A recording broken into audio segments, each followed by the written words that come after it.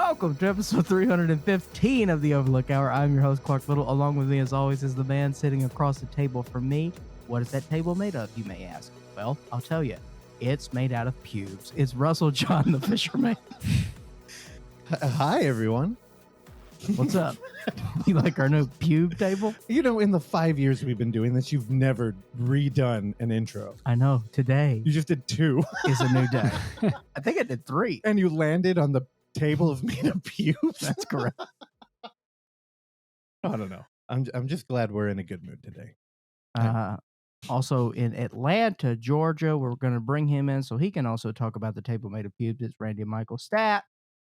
That's me. What's up? I'm also sitting at a table full of pubes, made of pubes. Yours is full of pubes? Ours is just made. If it's there may full be of some pubes, that's excess gross. hair on my desk as I just shaved my head again last night. Oh. No pubes, though. What are you, Edward Norton? Why are you shaving your head? Because the hair was getting too long. I was doing a fade myself for a while, but then the top of my hair was getting too long, so it just looked fucked up. So I just shaved the whole thing again. It'll grow. How long have you been cutting your own hair? Because I'm right there with you. I'm going on 3 years this summer, dude. Yeah, probably 2-ish. I went to a barber out here twice, and then I just said, I'm going to go back to just cutting my own hair. So Does everyone on this podcast cut their own hair? No. But every 3 years, Oksana cuts my hair.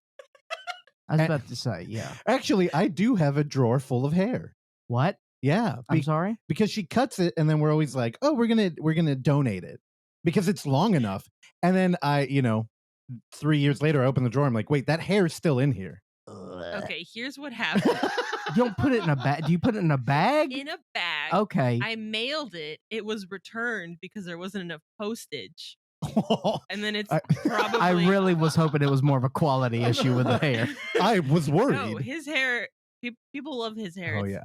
It's thick and luscious, and it's voluptuous hair. So and full of pubes. Whatever, but it got returned. It may or may not still be in a drawer at my office. You say a, it's plural. There are 2. No. Paul. Oh, one went out? It's one drawer. What'd you do? Throw it away? I don't remember. And also that female voice you're hearing is also Randy Michael Stat. Oksana Valeria Novosachi. Oksana, hello. Hi. I've been cutting my own hair for more than a decade, probably. A decade, you say? Yeah, but you Oksana, can't that's tell. 10 years according to the calendar. Correct. That is true. I think when I met you, you had cut your own hair. You did the crow goth girl shave the sides look. So the first time I had that, Ooh. I didn't do it myself, but I'm actually the first time I didn't do it myself, but then maintaining it, I did. It didn't last long. No. I think you brought it back a couple years ago, though. Yeah, absolutely. That's why my hair is all different levels right now. I'm trying to grow it back. You know what else is different levels? This show. Thank you very much. What's that mean? Whatever you want it to mean. You know what I mean? Oh, you mean like in an RPG, I'm a higher level than you. Sure. So I have more HP. Yes, you know that I'm talking about an RPG. Well, while we're talking about games, I do want to talk about the Super Bowl, which I know you're very excited Why about. do you want Clark. to talk about the Super Bowl? I don't know. Mainly because I want to bring up that the Valentine's Day special for Vinegar Syndrome is like live. Yeah, and they have a football horror movie, which Wait. Sorry, I reminded that I did have something to bring to the show today, and I totally forgot. But now I'm going to go back. So, what are you talking about? Vinegar Syndrome. They have a holiday special. You know how all the boutiques, like, they'll shut down their website for a little bit prior so that it doesn't get overloaded and crash. Well, it went up, and actually, I should start by this. The Midnight Swim has a beautiful Blu-ray release, and last week we held Sarah hostage. Now, on Zencastr, there is a chat option, like on everything, GChat or Zoom. I just don't look at it. I have my screen up on a monitor, and I guess she was writing in there, "I need to leave," I texted you guys, and Randy texted us, and I just didn't see it. I do throw my phone on the floor, and it's under a chair when we're recording, so the text won't help. Randy, next time, just flash like a red light in there. That seems more disruptive, to be honest. Well, it's or neon light. Well, no, it's like a comedy club. Yeah. So if you just flash that, then we'll know to cut it. Yeah, I have a red light on me for sure. Or just blow your rape whistle, dude. Just show us your butthole. Not with company present. Dude, so yeah, Vinegar Syndrome released a beautiful edition of Midnight Swim that I had written in large on my notes, but when Sarah had to go, she had to go. So yeah, plug that. Anyway, the website is up now, and they do have a football horror movie where it's kind of like the story is a new kid moves into a new town, and he gets in the high school and is recruited into the football team. But the movie's kind of about groupthink, and the football team runs the high school. Everybody listens to them, and they kind of bully them. I've never heard of it. Actually, I don't even know the title. Are you looking that up right now? Yeah. Is it out now? It's called Wolfpack. Oh, it's on sale right there. They got the beautiful, like, thick slipcover for it and everything. Are y'all buying it? I want to. I was like, dude, I bet I could get Clark to watch this one. 100%. Yeah, and Midnight Swim too. What else was on there? Oh, they got Madman, a beautiful fucking cover of that. Dracula sucks. Yeah, so I wanted to bring up Super Bowl so I could instantly pivot out of it, as I have not watched the NFL since the Niners lost the Super Bowl. And when the power went out. Yeah, I do. Oh my God, what a weird game. Yeah. I really doubled down on Alex Jones after that. That was a while ago. It was. And it was the end. Because that was the one record where I'm like, hey, we're 5-0 at the Bowl. When we go back and it'll turn things around. We went back. Bad call, lost it. Then Kaepernick, God, the whole thing with him. Well, by the time this episode airs, the Super Bowl champion will have been crowned. And hopefully, that is the Cincinnati Bengals. Mm-hmm. Go Bengals. I do agree with you. It would be cool. I love it when a small market team does good. Also, but the only other caveat to that is I do like Matthew Stafford. I'm glad he's on a winner now because he was with the Lions for forever, and they're the worst franchise in the history of Western civilization. And I'm glad he's having a shot now. So if he wins, I'll be happy for him, but I hope that LA bursts around. Okay. So before we jump into all of our procedurals that we normally hit week in and week out on this wonderful show that you listen to for free, and you still bitch about it. Wait, there's more bitching?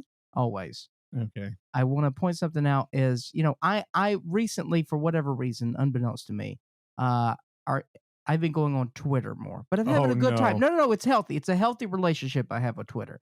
I only check it 1 or 2 times a day, and I have curated a feed that is healthy for me and my brain. I found something yesterday that was a pinned, I pinned it, but someone else had liked it, and I just thought, this is fantastic and adorable, and so I followed this guy now because apparently this is his thing, but this is Twitter user @GeorgePoynton. And he said, I asked a group of 6-year-olds to pitch me a new film idea. Move over, Hollywood. And so it's a thread. So the first one is from a 6-year-old named Rory.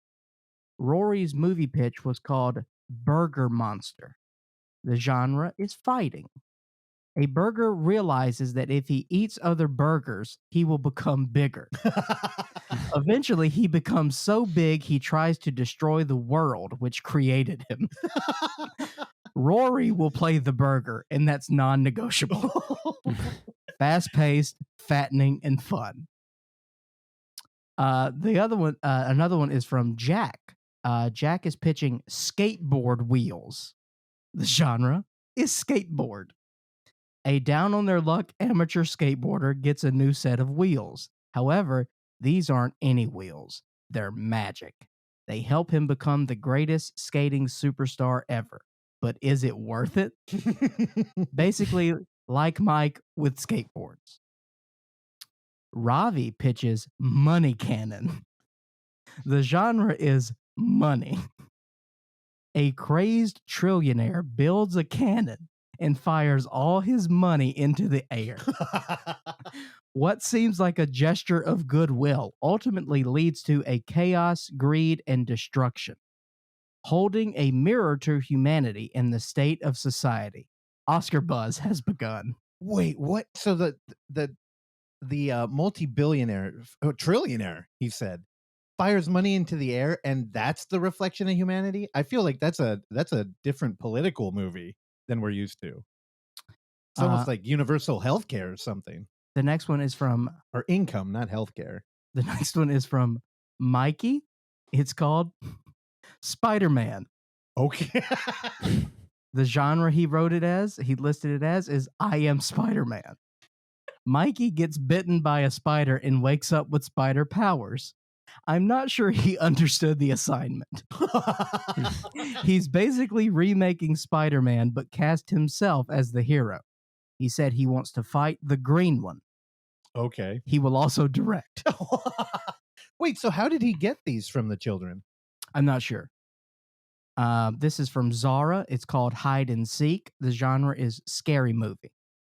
A family moves into an old house. It is empty, except for the ghost. He begins to torment the family, but whenever they search for him, he hides. A suspenseful thriller that will leave you hiding. Rated PG because Zara wants to see it. Oh, man. Those are great. And then the end of the thread, he wrote, my quote of the week this week comes from William, who is aged 5. William said, I will never be 4 again, but I'll be happy to be 6. Aren't kids fun? Dude, the Spider-Man one has found footage potential. No, imagine you open a movie and it's a guy who's kind of like down and out, and he forces a spider to bite him. Maybe puts battery on him or something, battery acid. And he just starts dressing up and doing all those things that we see in every clip show where people are, in a skin-tight Spider-Man suit, like perched on a fence, and then people come up and like take pictures with them. I could totally see a dark found footage movie spinning out of that. Yeah, I'm into it. Also, I'm a fan of the Magic Wheels one. Skateboard wheels? Yeah. And instantly I'm like, how would you make that? You'd just be a fraud. You should pick all your favorite things from all the videos and like deep fake them. I like Money Cannon. Money Cannon, yeah. Money Political Cannon's commentary there. Yeah. There was several more in there. They're all good. Be about like inflation and universal income. It'd be great. I'm telling you right there. Oh man, I was thinking about a movie Oscar today. buzz has begun. Dude, so I'm not a big fan of the Razzies. Do you ever follow them? No, not at all. There was something interesting that came up. LeBron was nominated. Yeah, he was nominated, but they added a whole new award category. Did you hear about it? No. It's for Bruce Willis. They said the worst Bruce Willis movie award. Oh, he was in tight. 8 last year. Dude, it's getting crazy. He was in 8 fucking movies last year. Does he have some tax issues? What's happening? Or he must have like alimony, or I don't know what's going on. Why is Bruce Willis doing Steven Seagal impressions now? Him and Nicolas Cage need to like be in a movie together. And he basically just, owns a city in Idaho. I don't know. That might have to do with it. Wait, what? That is true. Bruce The price in Willis, he Idaho is basically going like up. owns a city in Idaho. It's called, I forget what it's called, but yeah, he moved in there like in like the 90s or something, then started like buying like the real estate and stuff and trying to like revive it a little bit. Wow. That dude, okay. The Last Duel. It's called Haley, Idaho. So the thing I loved about The Last Duel is it had kind of like a feudalist approach. Well, I mean, it was feudalist times, but just that kind of like economy system. And Bruce Willis could basically do that. He would be like the hero noble who, when the town is doing bad, he just goes out and makes a movie and comes back with a bunch of money and like fixes the economy for like a month. Apparently he's kind of an asshole though. Oh, of course. All the from nobility are townspeople. assholes. Randy with breaking news. Bruce Willis is a dick. No. That's a big deal for Randy. He worships Die Hard. Remember that. It's good. I've been to the Nakatomi Tower in LA. Yeah. But have you been to Haleyville? Haley. It's just I called haven't, Haley. but my sister's boyfriend has been to Haley, Idaho, as he lives and is from Boise. It's interesting that Bruce Willis's town has a more traditional female name than all of his children. Why? What are his children I don't named? know, like Starfart or something. They're all stupid. I don't understand. Starfart's a good name. Starfart is good. Randy, write that down. God damn. All right. Did we want to lament? Yeah, what's his children's name? Okay, so Rumor. Yeah, Rumor. Oh, I like that. Rumor was in the it was in Hostage, the Which one? movie Room? where they break into the house. I like the motion you're doing with the hand. I can't think of the subgenre. What is it called? Home Invasion. God, dog. It's been a long week, man. The Power of God Dog. Thank also you. has a child named Tallulah. Evelyn, which is a normal name. Willis, For a 90-year-old woman with a UTI. Evelyn Penn Willis. Then Scout Willis and Mabel Ray Willis. Why There does you he have go. so many kids? Well, okay. Because he's got a town he needs to populate. Where's Starfart? Well, the thing is, he's just doing the Costanza. He's looking around the room. Coffee. That's a good name. Yeah. I'd do. 7. I did. Oh fuck! I was gonna. Did we want to lament our favorite or our closest theater shutting down? I mean, might as well play some somber music. Okay, here. Let me turn it on. All right, try it again. Randy, make the announcement. The Tanforan Theater in what's the city actually that it's in? It's not Daly City. San Bruno, California. San Bruno. Well, apparently the mall that the theater is attached to is being sold to be a tech campus for something. I don't know. I didn't really read the article. You guys know more than I do. Yeah, there's a biotech company, I think, buying up all the land. Yep. Although you were saying that Target and the theater haven't been officially Well, announced. no. I mean, I imagine they just didn't. So what they did is that they actually announced it this past summer, which no one listened because, I don't know, COVID, I imagine. Yeah. And Mall news. I don't follow they it. just broke up the mall because that Sears has been abandoned there for a while. So they bought the Sears first, and then they bought the other side, which is the JCPenney, and then they bought the rest of the mall. Which is kind of shocking because I had heard Amazon moved in and bought them all. So I don't know. Like, Yeah. biotech definitely. I mean, I thought Amazon warehouse was pretty lame. We don't have a date because I imagine that's going to be a hell of an overhaul. For sure. Also, not a bad mall. And I know, apparently there's also going to be, they're going to make it residential as well. great. There's another mall, Stonestown, if you're out here in the Bay Area. I heard they're going away too for more apartments. So whatever. I mean, I'm They've mainly been saying that forever. I'm complaining because it was a luxury living so they just close. dumped money in Stonestown. Who knows what they're doing though? And also land development takes years for it to go out. But I am complaining because we tend to run late to things. I don't know if you've ever heard us talk about that, but we would leave the house 10 minutes after the movie was supposed to start. We were so close to Tanforan. And we would get there and still have to watch 30 minutes of trailers. We're fair. I mean, it may be the same distance between here and Daly City. That is fair. Or at least the same time. Because you could ride the freeway all the way there. You get on there. the freeway, you're right there. Yeah, it's superficial. The parking over at Daly City I don't like.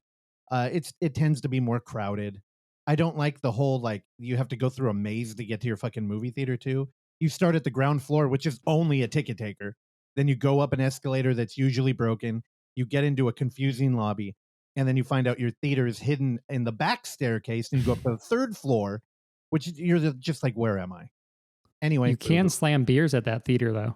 You can. You can. Yeah. Okay. Well, before we start officially, we had been propositioned. Now I know Randy hasn't heard about this, but he's not really a guest, but on what episode was it? 241. On episode 241, we had actually I deleted all the notes on that. We had Christian on here to promote his film that was on YouTube, Girlz Night. And the following week, we allowed his cinematographer, Connor, to send us some audio where he berated us. And Connor currently has a Indiegogo going. Now, I know we just closed that one with Robbie. We're not trying to drain everybody of their money. But Connor was trying to pay us to promote this thing. And I'm like, dude, we're not going to take your money. Also, he doesn't have a goal of 30 grand. He's looking for $1,500. I think he's already at like 200. And he thought his movie Chicken Surprise would be something that our audience would be into. Love it. So, Oksana, if you could, I don't know, tweet out a link we need to bring the blog back too. Sure. Because this kind of shit, we should be putting it up there. It's just with us right now. Bring back the blog. Bring back the blog. That was a good Guar reference. Thank you so much. That was very good. Yeah, so Chicken Surprise. We'll tweet that out. Connor's great. There's some stills on their Indiegogo that I don't know. They look Well, they're two exciting. They're two very repressed Canadians who their town is going to shit because the truck blockade. So he's literally starving. He's looking for money. We got to help him out. Oh, Oh, would be a nice chicken surprise to fund his movie. Oh, I almost forgot this shit. So that was a shout out for Connor and Chicken Surprise on Indiegogo. But we also got a shout out. Now, in the newest episode of Scary Thoughts, a word slipped into their argument. Now, they're covering Titan. Titan. Titan, our homie Chad Lott, loved it. Like we all did. And honestly, I'd never heard anybody who expressed opinions of negative variety. See. His co-host, Mark, fucking hated it. So they were in a discussion, and Chad brought up a defense of the movie and happened to use a word that we all know. So I pulled a clip. Here you go. Verisimilitude, a word that I learned from the Overlook Theater bros. Verisimilitude? Yeah, it was just a really. Yeah, I just never heard it before. So anytime I think about it now, I think about Lord Battle. So shout out to Lord Battle and his vocabulary. Mark, I don't appreciate you laughing at Chad while he praises me like I should be for sharing my brilliant vocabulary with everybody on this show. Also, Chad, I don't appreciate you calling us bros.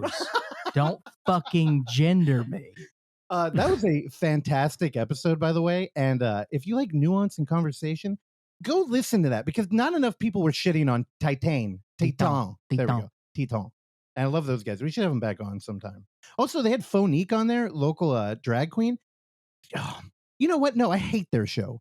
They went on a tangent about tarot cards, and everybody could keep up with it. They all knew multiple artists, different inflections. Like, they're too smart. I don't like them. Was Mark vocab shaming Chad for not knowing that word? Yeah, I think so. Yeah. Oh, dude. I know. And that's it's like, you don't know that word. That word is so big and too intellectual for this show that we all make fun of. It's like a $15 word. Yeah, because you take it off the shelf, you polish it every night. Hey, shout out to Chris Power, by the way. He's the one that taught it to me. He's like the knight that I was squiring. You know who taught it to me? Oh, God. Probably some famous author, because I read books now. Thank you. All right. You want to talk about books? I just read the latest Boxcar Children. You are reading Wolf in White Van. I've been trying to read that book for, let's call it 37 months. No, it hasn't been that long. No, it's actually been way longer. Really? Yeah, probably. I've had it for a long time. Oh, I didn't know that. I've had it since I was like a child. And you only... That's not true. Anyway, we don't need to get into book talk. Should we bring in our guest? Randy, wait, real quick. Do the book segment. Oh, okay. Yeah, I actually have brand new stinger for it. So Okay. Here we go.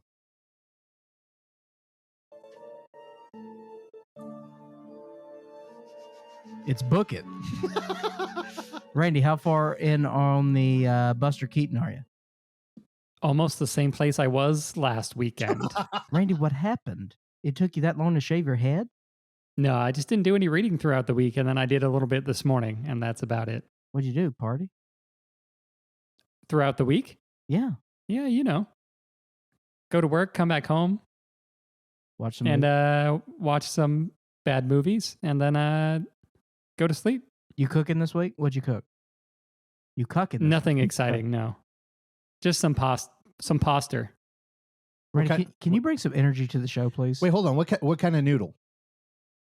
Fusilli? If you say Fusilli, I'm going to kick your ass through this Zoom. I'm hoping they're not. I'm not sure what fusilli actually looks like. They look like little spirals. Oh, actually, that is what I got. Oh, dude, Fusilli. I am very low energy this morning, though. I went on a jog/run this morning, and I probably need to eat more. I'm drinking a Powerade to try to get some energy going. Oh my man, what flavor? Blue? Red flavor. Oh my God! What the hell? Worst. You have to go blue. Red? I do white every now and then. What the hell is white? I don't know. Arctic Frost, I think. Oh yeah, Frost. Yeah, it's something. Drinking a red Powerade to match my red hat. No one ever calls it. What do you call white it? Powerade? Fucking the Powerade I don't touch. The other one. That's what you call it. All right, fine. You call it, what is that? No, it's good. No, man. Blue and white. It's blue and purple. I don't touch red. Occasionally, if I'm in a pinch, I'll do a yellow. Oh, I don't do yellow. I'll do a yellow or an orange. I'll do. Never a red. Dude, any fruit punch stuff is always cloyingly sweet. Yeah. It's too much. I agree. It's too much. White cherry flavor. Okay. Is that the Thanks for white one? tuning in for once. Gross. Randy's likes that sweet stuff over there, man. I don't know. They all taste sweet to me. God, I don't know what's happening in Atlanta today. All right. Can we let David go? Real quick. We have another breaking news segment, which is, I mean, guys, this is a serious thing. And really? I don't mean to put this in like a weird, funny tone, but well, you're doing a good job. They released Hounds. the autopsy report from Bob Saget. Oh, I heard. Yeah, man. That should terrify you more than anyone else. Why? Because I 100% see the same scenario happening to you that happened to Bob Saget. Are you going to give some context to people? people? Bob Saget, the autopsy was released that he died of head trauma because apparently he bumped his head, didn't do anything about it, thought nothing of it, went to sleep, and then died because of a brain bleed. You would do some stubborn shit like that. Actually, that's a great thing to bring up right before the Super Bowl. Nice. CTE. No, CTE. Now, here's the thing. I'm offended because I never fall. I don't trip. I don't hit my head. But if you did, you wouldn't do anything about it. If I had blood coming out of every hole in my face, I would not go to the doctor. That's what I'm saying. Okay, I agree with you there. Take care of your body. I mean, if it coagulates quick enough, then if you hit your head, you're going to the doctor.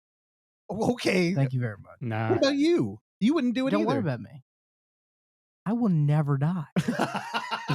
That's your punishment. Yes, I have cockroach blood in my system. My father, terribly unhealthy, he'll never die.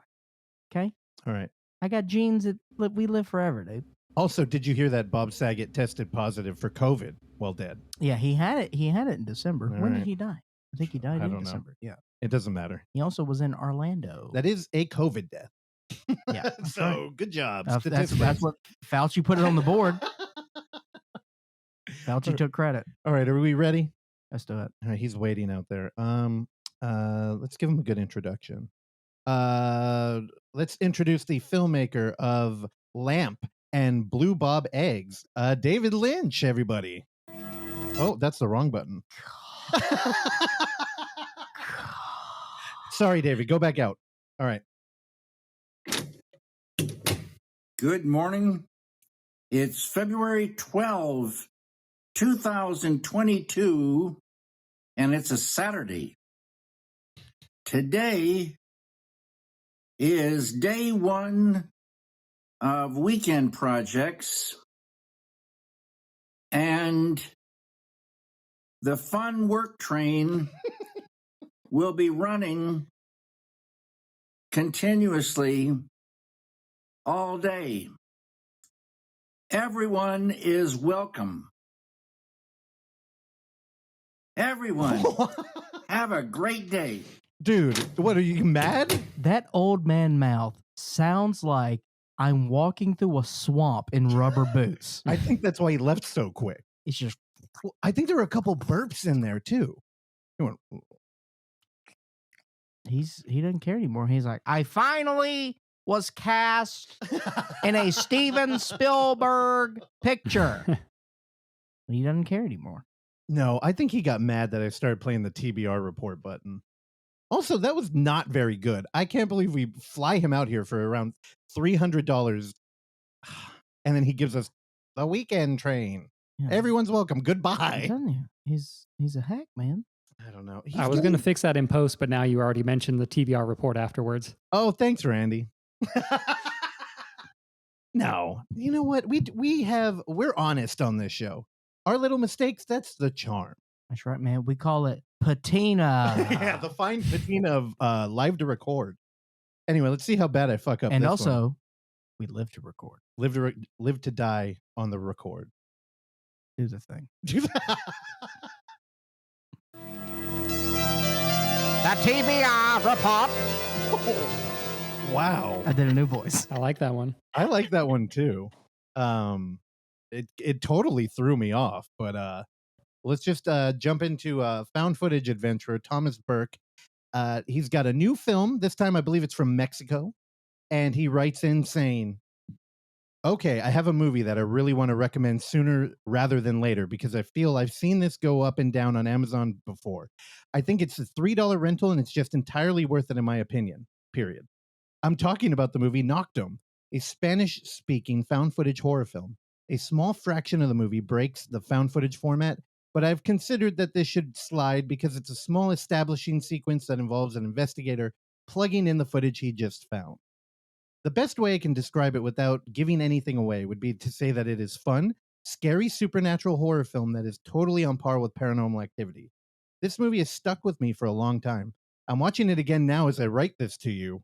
Well, anyways, Randy, I hope you had a good bathroom break. And yes, I'm thinking maybe watching that movie you recommended to me, probably. Russell and Oksana, I tried to pick a movie this week that Clark would definitely think about checking out, but 93% likely not end up watching. He knows me too well. So hope you all watch this one anyways and enjoy. All the B, Thomas B, TC, TV, RM, AA, IPF, HT, WTM, RH, BTT, DPS, IWE, HT, WTON, BC, IY, DWTO, IG, BY, AI, ALA, FM, TSCY, O5T. Tell Clark to Venmo request my ass, and I'll pay for him to watch this movie. Randy has better things to do, probably, so I won't expect him to watch this one necessarily. Not true. Clark, if you don't watch this one, I'm gonna bug you about it for at least a few more times. So cheers, y'all. Audi 5000. That speak and spell shit has to stop. That has to stop. I will let this segment continue against my best judgment, but that has to stop. Okay. Thomas, he's thrown down the gauntlet. That's it. Thank you so much. Daddy's mad, dude. That's right. Call back to last week. Now go mow the grass. Where adult males refer to other men as daddy. So Noctum, this movie's fucking weird. And outside of gay porn. Yeah. Thomas, he mentions that there's a brief moment where they set up the whole film. He's wrong. It honestly is more of a wraparound. We're doing a thing where there's an investigator and he's a hacker and he has two demolished. A code cracker? He's a code cracker. Snap. He's got two demolished phones that he, for some reason, the FBI can't figure out how to access their video files, but he can. So the movie opens traditionally, and it's a dude in a dark room with a bunch of monitors, and he's just poring over the phone footage. All the phone footage is just that. It's phone footage. So that's all in genre. It's about 80% of the movie. I would say that it is more of a wraparound when we go back to that guy. And honestly, I think that dude watching the footage is one of the worst actors in this movie. But all the cell phone footage is cool. It's we're actually following a celebrity. He's a musician. And the first thing we open up with is him running into some like pretty girls on the street and then being like, oh my God, it's you. And they take pictures together and, you know, it's Latin. So they're doing the kissy thing.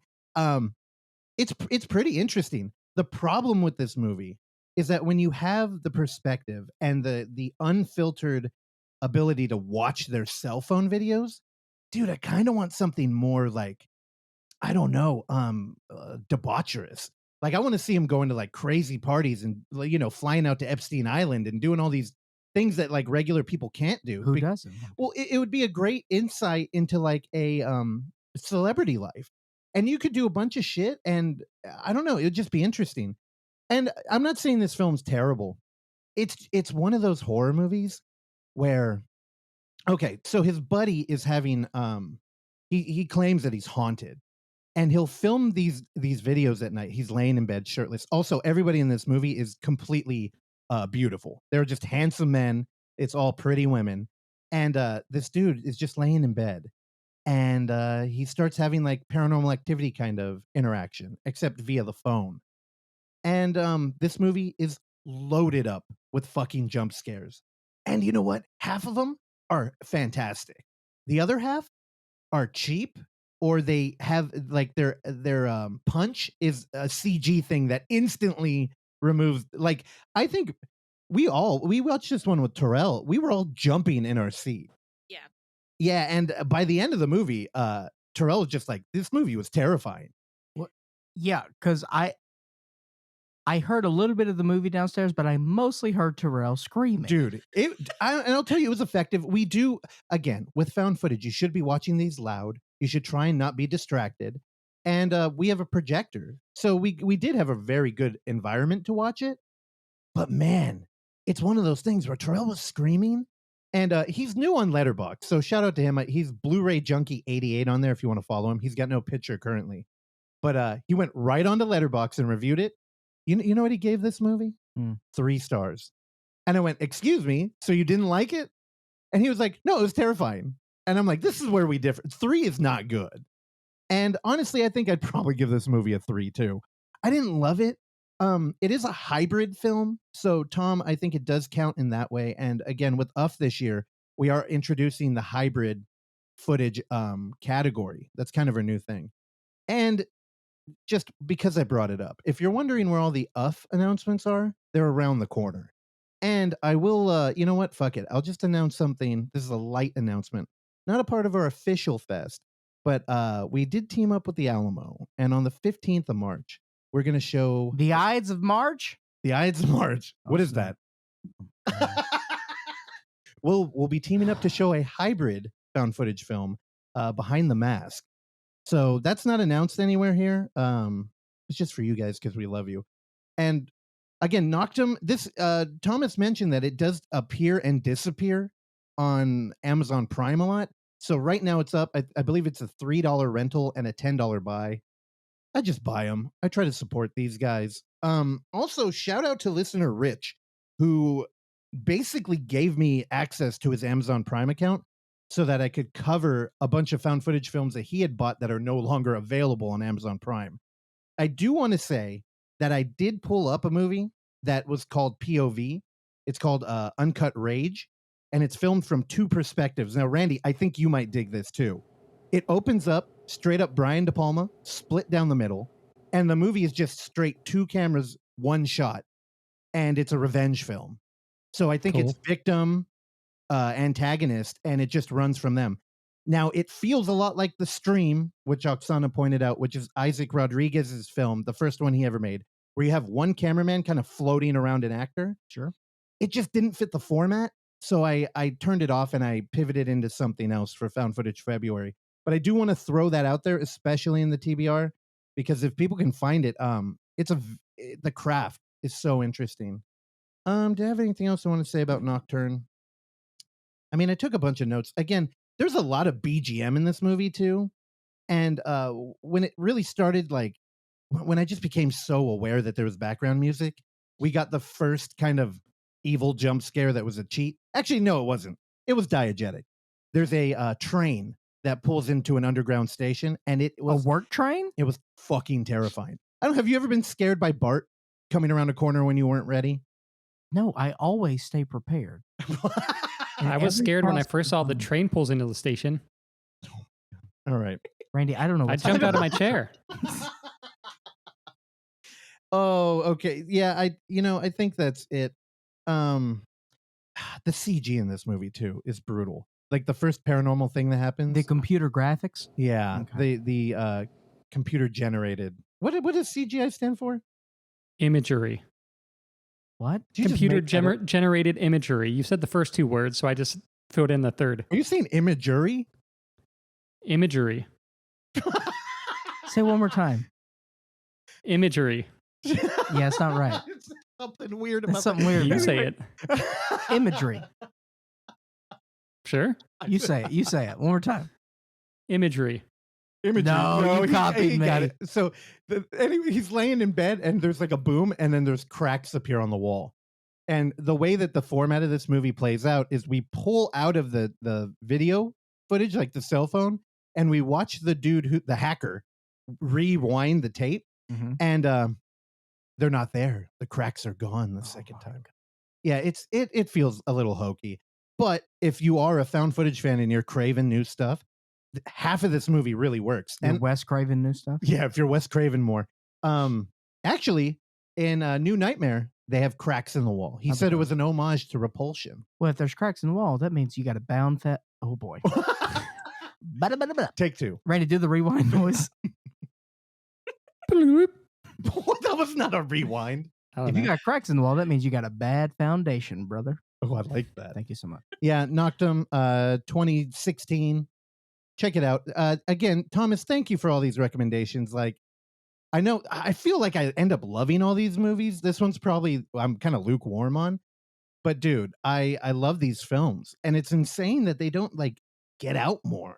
Because definitely half of this film really works, Well, and it's still a pandemic. There's third still lockdown. Yeah. The third act is all in a castle too, like kind of like a modern one, and it's pretty good. There's one image in it that I keep thinking about too.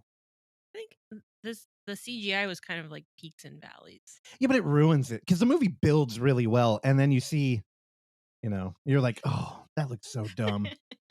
Some of it was effective. All right, Noctum. It was good job, Thomas.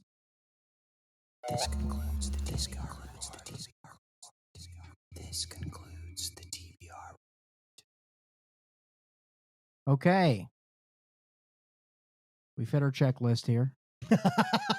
Now it's time to get to what we call the meat and the potatoes of the episode. Each and every week, we offer you what we've seen throughout the previous week. And that is exactly what we're going to do now. So all the nonsense you heard at the beginning of the show, ladies and gentlemen, that is the opening act, okay? What you just heard, that's 38 special. But now what we're going to bring you, Lynyrd Skynyrd is about to take the stage. You understand? And the lead singer of Lynyrd Skynyrd is Randy Michaelstadt. Yikes. He's like Randy Skinhead right Randy, name 3 Lynyrd Skynyrd songs. Not Freebird, go. There's, of course, Highway to Hell. There's Yep. Keep on one. Rocking in the Free World. 2. And American Woman. Did really good. I liked him. He did really good. And they're all off Spotify. All right, I had to tag it somehow. All right, Randy. Yes, sir. I watched a new HBO Max movie last night, directed by a man who quit filmmaking years ago and now continues to keep making films, whether he shoots them on an iPhone or just whatever. He just makes kind of fun little movies now. I'm talking about the new Steven Soderbergh film called Kimi, starring Zoe Kravitz, and it also features magician Derek Del Guadio.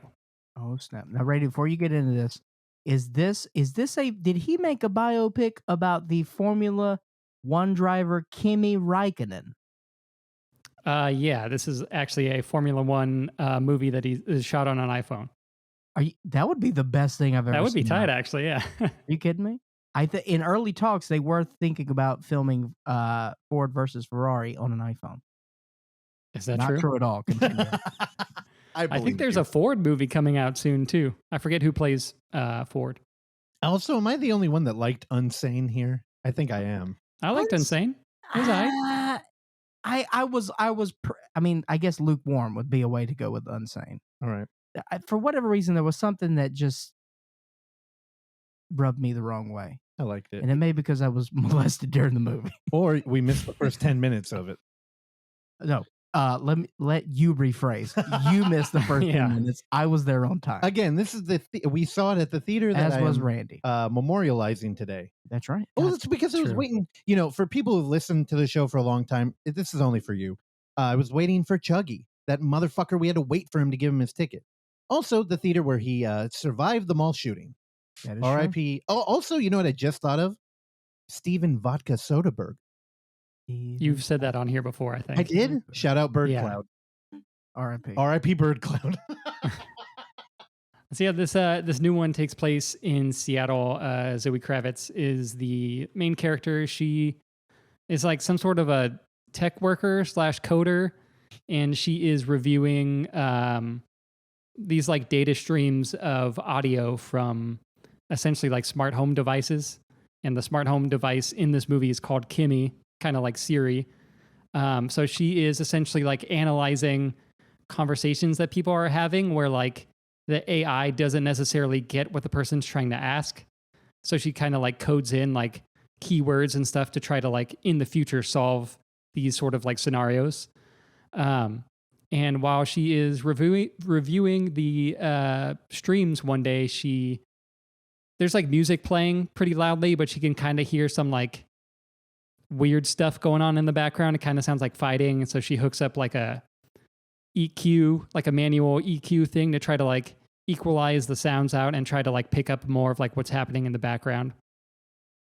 And she hears like a violent crime happening, essentially. And she's like, hey, we need to look into this. I'm pretty sure that like this person is being assaulted. And so she like goes to the tech company. And of course, the tech company is about to go public. So they don't want any of this to be out in the public. So she has a hard time trying to convince them of that. So it kind of ends up being like a little bit, little rear window, a little blow up type of situation. Mm-hmm.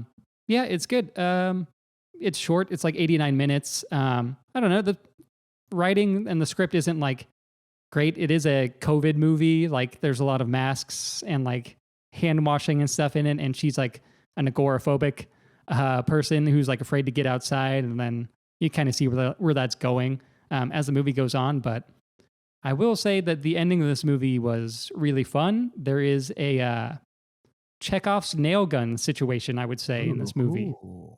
So that was fun. The ending they stole from The Equalizer. Sure, I never saw it. What? You don't like to have fun, dude? I like fun. Then go back and watch The Equalizer. Then when you're done with that, go watch The Equalizer 2. Part 2. I'm okay. Yeah. Who's in that? Is that Denzel? Who is that? Yes, that is recently Oscar-nominated Denzel Washington. Nice. But yeah, I think David Wayne's in this too. So if you're a David Wayne fan, I think he shows up for a little bit. I didn't actually recognize him. In Wayne in the Membrane? In Wayne in the Brain!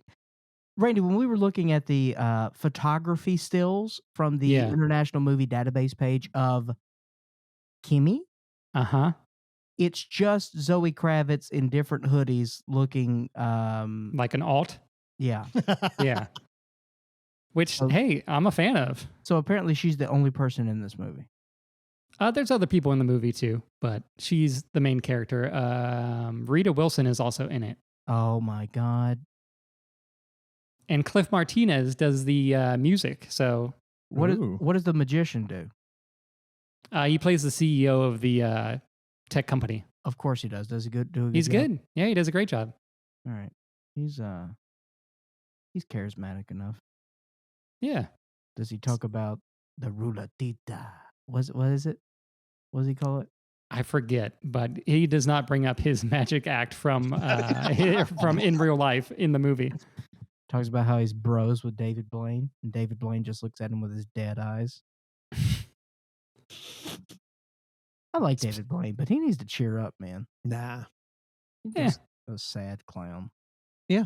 I think that's why he was That's why so he tries popular. to kill himself every few months. Nah, he was kind of edgy. Hangs out with Harmony Korine, you know. Hell yeah. You ever watch that balloon stunt? No. That was pretty good. I listened to the podcast he did with Rogan about it, but I never... The balloon stunt was pretty good. My favorite cool. thing was when he was putting that nail through his arm, and Rogan's just like, that's not magic. He's like, it's not magic, dude. He's like, yeah, it is. And he's like, no, anybody could do that. Anybody can do anything, Rogan. Well, anybody could also like chill in a block of ice too. Like, I get his point. I'm in an emotional block of ice every day of my life. And hey, Rogan's got that ice bath. He's on his way. Oh God. Other than Kimi, I watched a film on Apple TV Plus this morning. Oh my God. It's also in theaters. This movie is not made for me, but it is directed by Josephine Decker. So I felt like I needed to watch it because I really like her movie Shirley and Madeline's Madeline and Butter on the Latch. Great director, really Butter talented. on the Latch. Yeah, it's kind of like it's very sort of Terrence Malick-y. It's one of her early ones. Okay, I'm out. Continue. But she has a new movie called The Sky is Everywhere, which is essentially a adaptation of like a YA like teen grief drama. It's also factually accurate. True. Yeah, like I said, this isn't really a movie that is aimed for me. I am not this movie's audience, but it looks great. She does. She makes everything look very beautiful. She doesn't do as much like weird stuff with the camera as she has in like Madeline's Madeline and other things from her that I have liked. But I don't know, for this type of movie, I think it looks really good. It's directed well. Scenes like she knows how to like move a camera in scenes rather than like cut like a lot within like conversations, especially too, which kind of helps for the verisimilitude of the scene. You're welcome. Jason Segel is also in this. This takes place in Eureka, California, which is like northern California for those listening that aren't the three of us.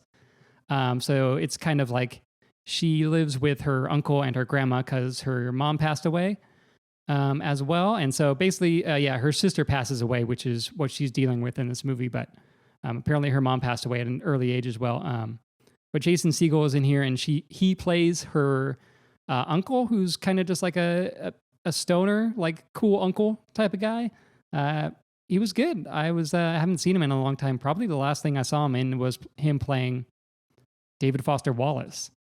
This kind of has like a goofier energy of that. He's good. But yeah, The Sky is Everywhere. It's on Apple TV Plus. If you're a big Josephine Decker fan, give it a shot. But yeah, like I said, it's not made for 30-year-old men. Who do you think 33-year-old men? I'm curious. Who do you think the target audience is? Teens? So it's more of a like no, I can't think of anything. What's a teen I would say movie? it's more kind of like a Teen Perks Wolf. of Being the Wallflower, but I actually like the movie Perks of Being a Wallflower. I gotcha. Okay. So, it would have been cool if like it was maybe like a little darker, and it could work for like both, younger audiences and older audiences. And maybe it works for some people that are older, but yeah. I just keep thinking of Scott Pilgrim. That's the only movie I can pull. It's like, oh, That's the only teen movie you can pull. is that even a teen movie? Twilight. The only other thing I was thinking of is Where the Wild Things Are, which isn't a teen movie, but that's like That's a movie off of terrible like guess. a kid's book, and he like made a very weird version of like a kid's book into a movie. Yeah, he fucked it up. It wasn't weird enough. Yeah, for real. I don't know. It's been years since I've seen it. I needed them monsters to have titties. So, Randy, how many stars? I don't know. It'd probably be like just below 3 for me. What do you mean just below 3? I got 2.5. It's like down the middle because, it's visually, it looks really good, but it's not a movie that I would watch again. What is a movie you'd watch again? Titan. You fucking weirdo. Okay. Last night was the night that was before today. In that night, I went down the stairs and I talked to my friend Russell John, the fisherman. And I said, Russell, give me a Giallo movie. And then his response was, what the fuck are you talking about? I said, I'm going to dip my toe into the Yellow Sea. And he's like, that's gross. That sounds like you're going to put your foot in pee. No, I'm not. Also, this conversation did not happen. But I did say, show me some Giallo. And so, my friends, you've listened to this show. You understand Russell John Fisher. You understand his thought process. And I understand his thought process. And when I asked for a Giallo movie, I even kind of prefaced it of like, give me the big one. Give me a nice introduction into the Giallo universe. That's what I was hoping for. I should have known better. Ladies and gentlemen, I've known Russell for close to a decade. I know how he thinks. I set myself up for failure today. Because his recommendation was, we just got a couple of collections from Severin with Giallo. It's Forgotten Giallo. So you set me up with a box set of forgotten Giallo, and I picked one within that box set. So I'm going to talk about Giallo for the first time. And as we all know, Giallo is Italian for gay. Now, can I interject at any point here? Or? Go ahead. All right. First off, you came down and you said, hey, what's a Giallo I should watch? I said, you want to watch a yellow movie? You're like, yeah, I got to think outside the box, do something different. And I said, oh, we have a couple box sets from Vinegar Syndrome that I haven't watched. Oh, it is Vinegar Syndrome. Yeah, and I was like, you could, one of them has cop in the title. You should watch that one. I think you'll actually do it. And I'm guessing you didn't love it. The movie I watched last night is called The Police Are Blundering in the Dark, which in terms of a title, you don't know if you can get any better than that. Yeah, it's for real. But as I said, this is my first time into the Giallo genre. So, Russell, if you don't mind, cue up with a little betting music that I thought would be appropriate for the Giallo genre, which, of course, again, in Italian does mean yellow. So, Russell, let's go ahead and give it a nice betting music. Now, The Police Are Blundering in the Dark from Halea Colombo. The tunes you're hearing in the background is Yellow, originally performed by our brothers Coldplay, currently performed by Leo Moracoli, featuring Davey 504. During an outbreak of violent murders in the area targeting young women, a journalist searching for a female friend goes missing, ends up in a villa owned by an eccentric photographer. This movie is 1 hour and 27 minutes. I can't tell you what the hell happened in 1 hour and 27 minutes. All right. There's a pretty girl. She's on the road. She gets stabbed by a pair of scissors with a guy we never see. Apparently, that's a theme that is constant throughout Giallo movies, whether or not they have money in them or they do not. Heads up, this one has no money. I will tell you, though, I didn't hate this. Oh, good. It's just, I think going into the intro of a genre to pick, something, this is very distracting. All right, kill it. The bit's over. Okay. Wait, can we hear a little bit more before we... 5 seconds.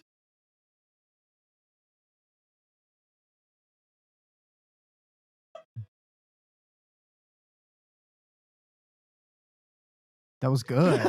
We synced together on that. I also like the still of where we landed. So, yes, there is a murderer who if you were to pay me $100,000 and say, Clark, you watched this movie, tell me who the murderer was, I would not be able to do it. I don't know. There were scissors, and there was a man in a wheelchair who apparently could take a picture of someone and read their mind from pictures. But he was also a little pervy and was wheelchair bound and was very cranky and never really left his giant synthesizer machine. So Randy, if you don't clean up your act, you're gonna be like, beat me to it. Now I will say, in the first 5 minutes, the murder does happen, and then we are on a park bench. Well, not a park bench. We're on a bench on the street, waiting for a bus, and there's a gentleman reading a newspaper, and the newspaper article is talking about another murder that has happened with another model, and the title of the article is "The Police Are Blundering in the Dark." I'm like, all right, I like Fuck this. Yeah.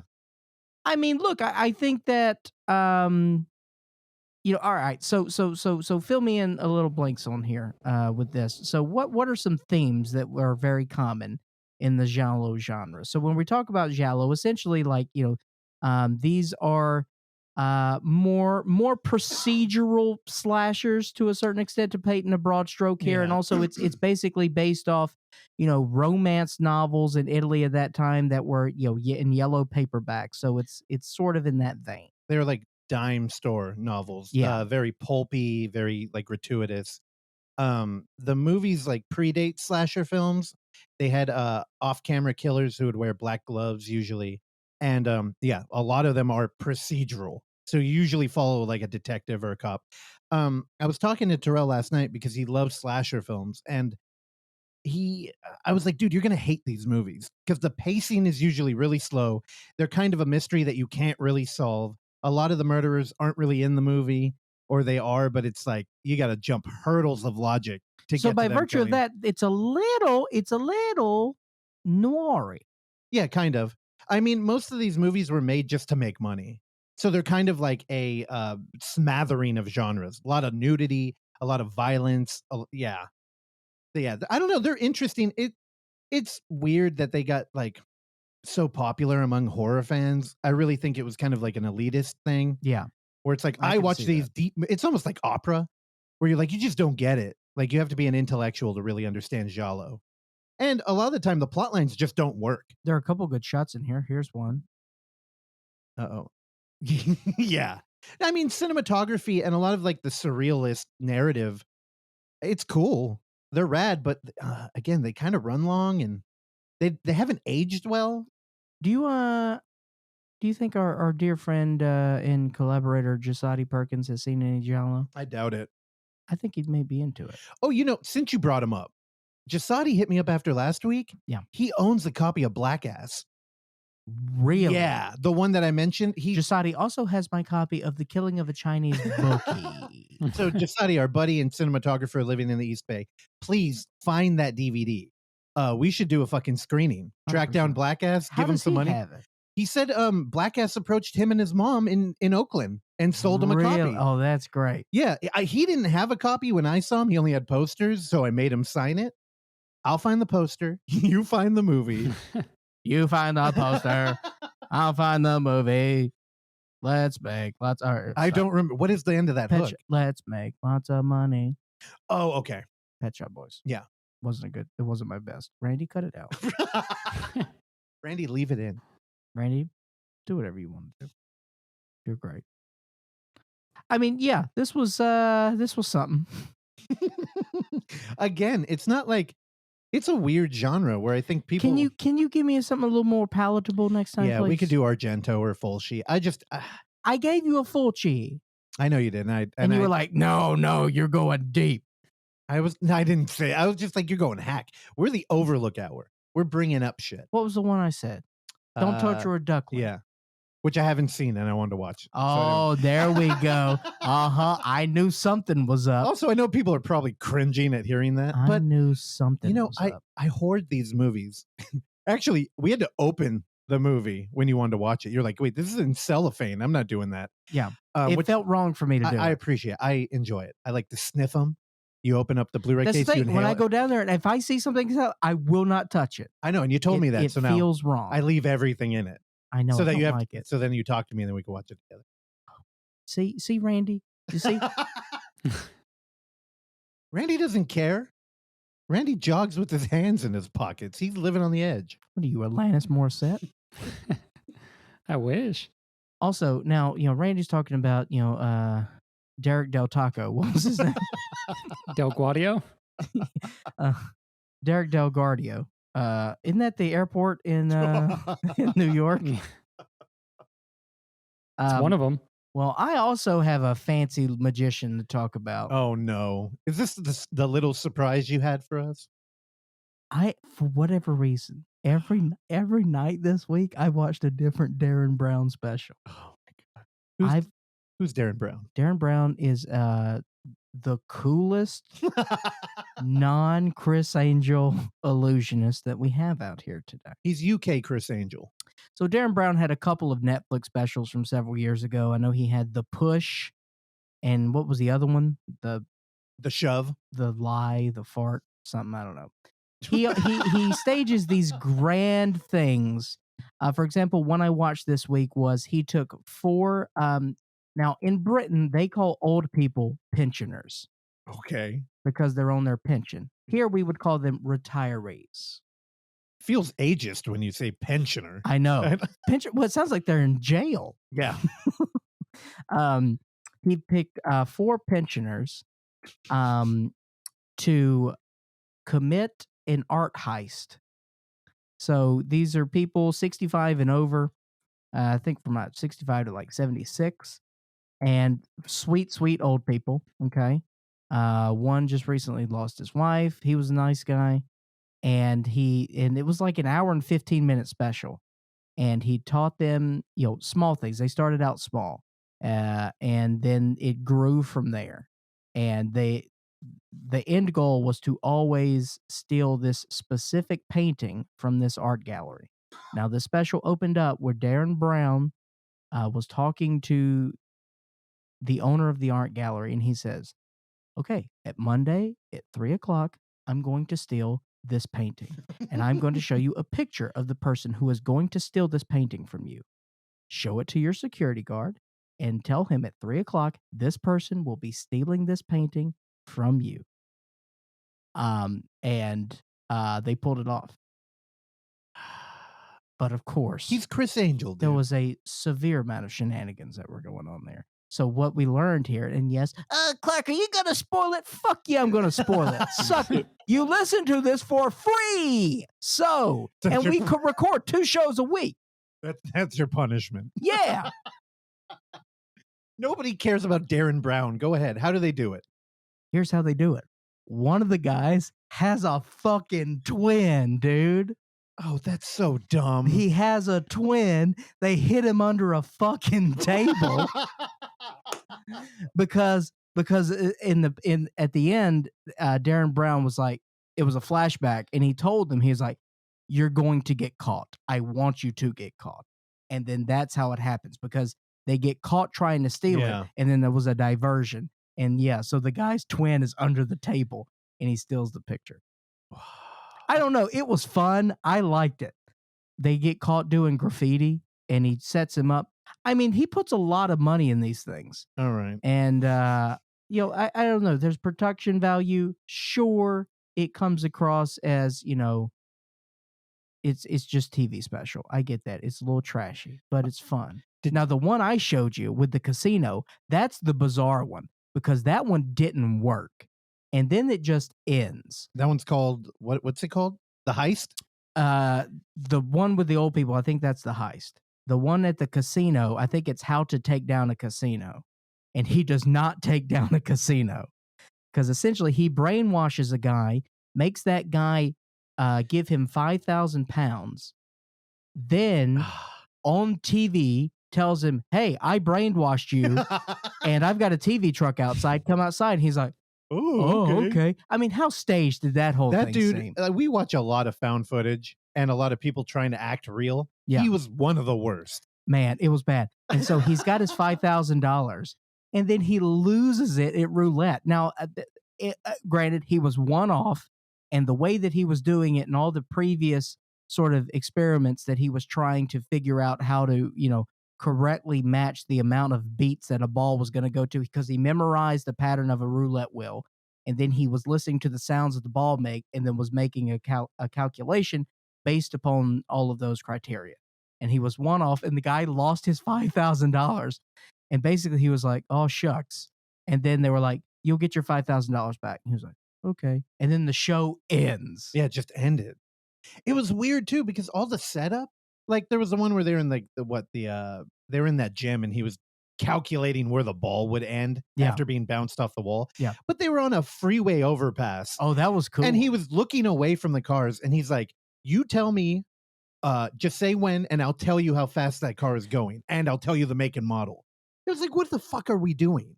And he was nailing it every time. And then he couldn't get the roulette wheel.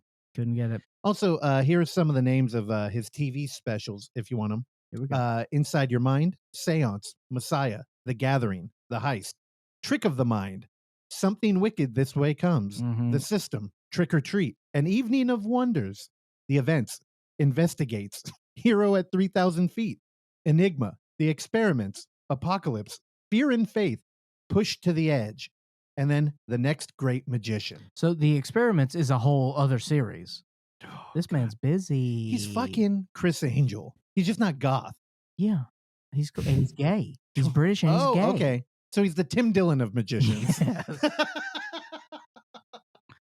I don't know. When you showed me that, I was shocked that he didn't land the roulette wheel right. It was wild. And it was worth it. That whole buildup, it felt so fucking fake. When I preface it, I'm like, Russell, this is one of the strangest things I've ever seen. Hey, how did you watch that? Was that on YouTube? It's all on YouTube. Can we put a link out for that? Okay, cool. Because honestly, Found Footage February, watch that. Because they really missed the mark. I don't know. Would you say they succeeded in their pursuit of verisimilitude or not? I mean, I think that he has in the past. In this specific instance, I don't know. Because anytime you do that brainwashing thing, like, you'll never know who I am, I don't buy that. Also, they had security camera footage of him brainwashing him. Yeah. That was fucking weird. Really weird. Honestly, this really works in, if you're a fan of like Ghost Watch and like British TV faux documentary, I think this fits right in there, honestly. Yeah, that's a good, which one was this called? What is the name? That was How to Take Down a Casino. Because I don't see that on here. I'm pretty sure that's what it. All right, good luck. We'll tweet it out. You should be following our Twitter. It's great. Hey, did anybody tweet out that fan image we got of Randy from listener Sam, where he was all beat up? We talked about last week how. Oh, that was listener Sam? Yeah, that was very. I sure didn't. Yeah, Why? You should have. That was great. Payman. He put a crown on you and made you the Hereditary poster. We should. Randy, you're very photogenic. Even if it looks like a gang beat you up, you still look better than me. So I would have preferred a Midsummer one where I have a crown of flowers. Oh God! All right, let's make him a tiara of flowers. Or even in Lamb they had that. Let's do a Lamb one. Well, you should have made him in the lighthouse where he's just eating lobster and farting. Or even Fight Club. Could have put him on that. Oh, that is true. Dude, Randy Fight Club. Lobster is too much work to eat. I'm not a fan. We were talking about you just got to crack and suck, dude. It's too much work. Dude, Clark was making me watch some bad Las Vegas buffet vlogger. Don't you love that guy? Dude, but we were talking about cracking lobster yesterday because it's one of the best Seinfeld bits with man hands. Man hands. Where Jerry can't do it and she's like, let me do it. And she breaks it with her bare hand. Anyway, it was great. All right. Do you have any more Derren Brown? Or? No, that's it. It's your turn. All right. I'm ordering from Outback Steakhouse. Jesus. Order has been placed. All right. Well, this week, I mentioned during the TBR report, I was all ready to watch a split screen De Palma POV double action film, Uncut Rage, and it didn't work well enough.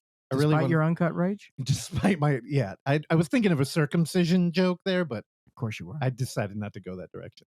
So Turtleneck Intact, I did watch a YouTube movie that was recommended by Christian again, director of Girlz Night. He sent me a DM and was like, hey, I think y'all would dig this thing. And I played it for a minute, and it was vertical camera footage. What looked like it was in a train or something.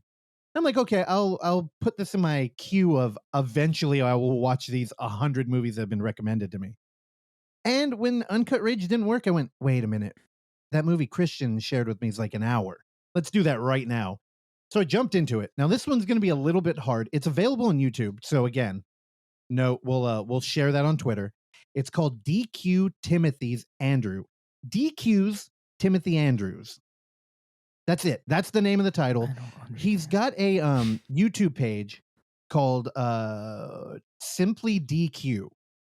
Now, I think only 175 people have watched this thing so far.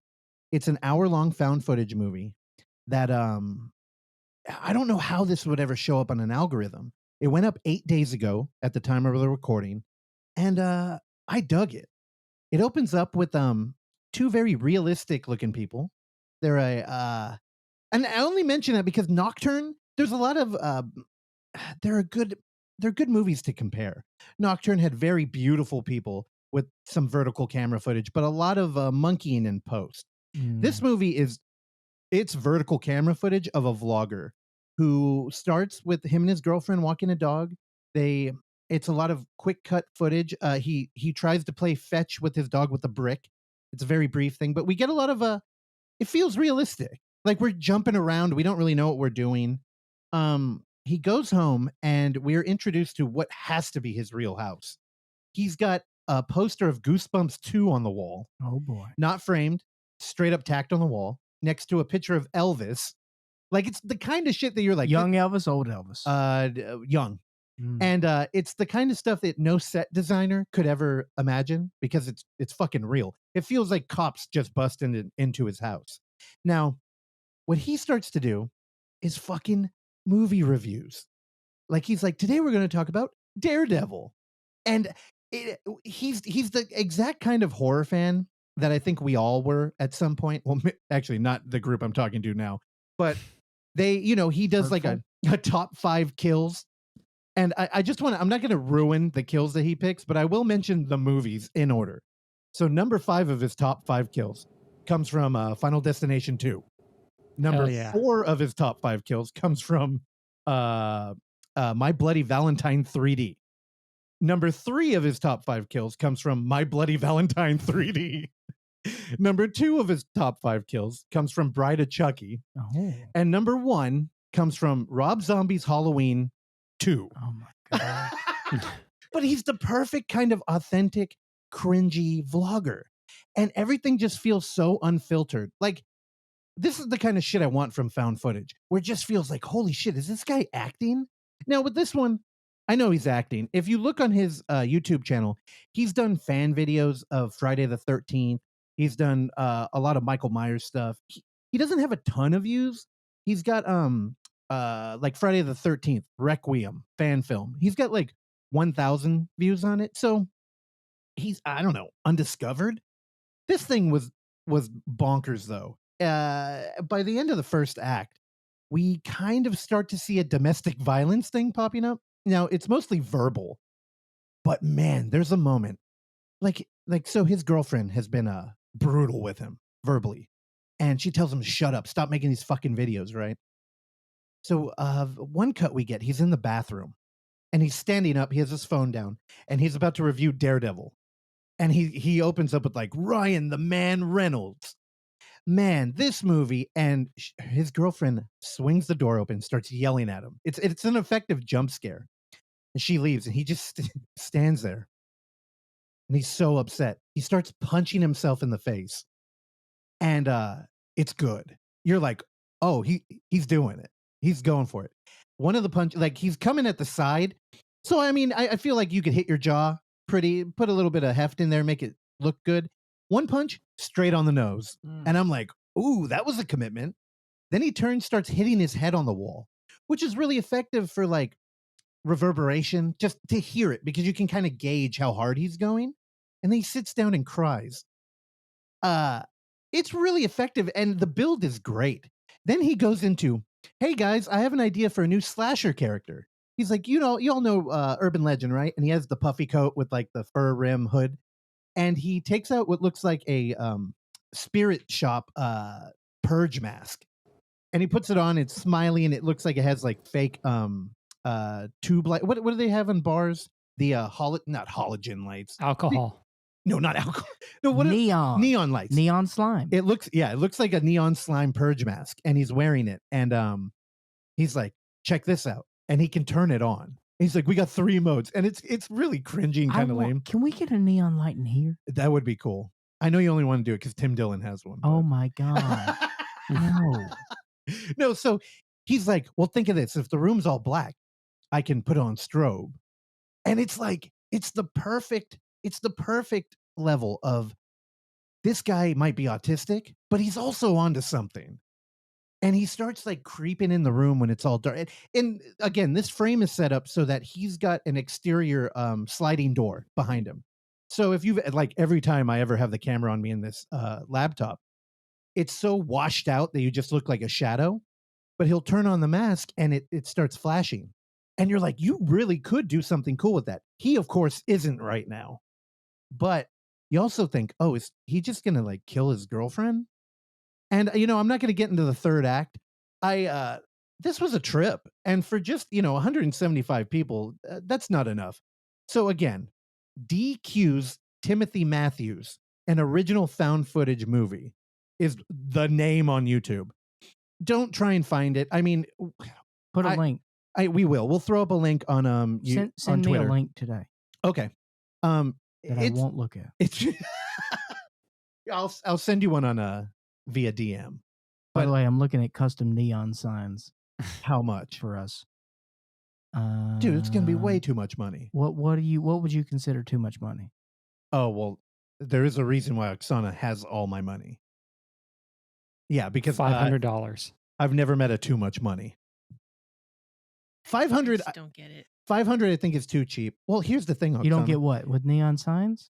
Why he doesn't have a too much money limit? Because they ain't gonna bury me with it. Although that would be cool. I would do that. That's some like cool shit. Dig me a dungeon, bury me in the final room, put a booby trap on the door. Also, as a correction, when you were talking about Daredevil, you said Ryan Reynolds. I think you mean Ben Affleck. Wait, what? In Daredevil? Yeah. Yeah. Oh, not Daredevil. My bad. Who's the guy that breaks the fourth wall all the time? Deadpool. It was Deadpool. Deadpool. That's what he was reviewing. Yeah. I'm sorry. I'm not a fucking China cuck over here. I don't love all their fucking Disney movies. For a sorry. You neon- asked us to correct you whenever you have a correction. So Randy, you did good. Randy, thank you. For a 75 centimeter neon sign, Wait, how? Convert that to me. 30 inches. Okay, divide it for me by feet. I have no idea. 2.5? 2.5. Okay. $329. That's not bad. No, let's pull the trigger. Can we make it smaller? I feel like it would be even funnier if it was smaller. We can do 10 inches, but you can't fit Overlook Hour. It's just Overlook. and it's Could you put it on a necklace? Oh my God. Hey, let's do it. Let's crowdfund that. I met a guy who works at a neon sign store in Manhattan once. I still have his number, but I don't know if they ship. Dude. Randy, you are becoming John Yes. Wilson. Randy, call him. Just like blindly call him out of the blue. Just be like, hey, we need one. He is still in a group text that I have with a bunch of people that I play music with, so I could ask him. Cool. Let's do it. Then we'll level up as a show. What color neon y'all want? I don't know. I'm Hot pink. I'm a fan of pink or red. Light pink. I do like Purple. green. I like purple. I hate purple. Purple, no. Red. Red's hack. Hey, We're going yellow or pink? yellow. Then we can play that theme song every time. I do like the hot pink. I don't know. Pink neon Pink works, yeah. I like green too. Brent, do you have any input? Red like my Powerade, baby. Oh, All right, God. we're out. All right. ZQ, what? DQs. Come on, Dairy Queen. Dairy Queen. Dairy Queen's Timothy Andrews. Oh, also, it sounds like they're in the UK. I almost pulled it just so you could hear the accents because I Mhm. think you'd be really into it. All right. She calls him a cunt at one point. I Oh. loved it. Well, if it's European cunt, it's It's not. Yeah, it doesn't softer. mean. Why is that? Well, why do they think that English breakfasts are good? Why did why European talking about? cunt. Why did they send us James Corden? I mean, We would be more than happy to ship him back. We'll keep Ricky Gervais. Use keep James Corden. Blue balls in my face. Okay. All right, we got anything else? I don't know. Randy, Oksana, you got anything? You want to talk to the people? I'm Not good. really, no. I'm bad at talking to people. Y'all are rude. All right, Randy, go enjoy your comedy show later tonight. What you gonna hit up? You gonna do a little grubbing before? Probably, yeah. I might go to a place that I've already been to 2 other times, but I should probably go somewhere that I haven't been and be adventurous. You gonna bring that Buster Keaton book with you and read it, and then take it to the show? Probably not, no. If it was paperback, yeah. You should bring a camera with you. If you take a paperback, do you shove it in the back pocket? You put it in your pants? What's going on? I have done the back pocket, but I don't know. I usually just do a tote bag, throw the book in there, and maybe a water bottle. With water? Yeah. Boring. I don't know how I'd feel if I saw Randy walking down the street with a book in his back pocket. It's like Buster Keaton looking at you. Like, what would you think? That's a big book, though. Yeah. He would have to have the biggest Jinko jeans back pocket to put that Buster Keaton book in there. I don't know. Imagine a cargo short. You can get a cargo short in there. Yeah, that's possible. Cargo pants. Randy, do you own any cargo pants? No, I own 2 pairs of pants, and that's about it. Dos pantalones, dude? 2 that I use in rotation. I do have more, but I don't really wear the other ones. They're not in the cycle. No. You can wear pants for at least a week, I feel, before washing them. I don't know if that's a bad opinion or not. Unless you shit in them like I did a couple weeks ago. It's possible. I didn't talk about that on the show, but I totally pooped my pants. Wait, are you still recording? Yeah, we're recording. We're not done. Okay. Randy, take her home. Yeah, you're hearing from me now, taking you guys home, but you're also going to hear from me again afterwards in our little outro stinger with plugs and stuff. So, Randy, take us out. Again. Blow your load, dude. Thank you for listening to this episode of the Overlook Hour. And if you would like to hear more, please subscribe to us on Apple Podcasts, Spotify, or whatever your podcatcher of choice is. And while you're there, go ahead and give us a rating and or a review, which is a very easy way for you to support this show that we bring to you every week for years now, free of charge. And as always, you can find us on YouTube at The Overlook Theater, Instagram at The Overlook Theater, Facebook at The Overlook Hour, and Twitter at The Overlook Hour. Last but not least, you can send us your emails and tell us how much you like or dislike the show at overlookhour@gmail.com. And if you're nice, maybe we'll read them on the show. I've been your engineer, Randy Stat. Please join me along with Clark, Russell, and Oksana again next time. Bye.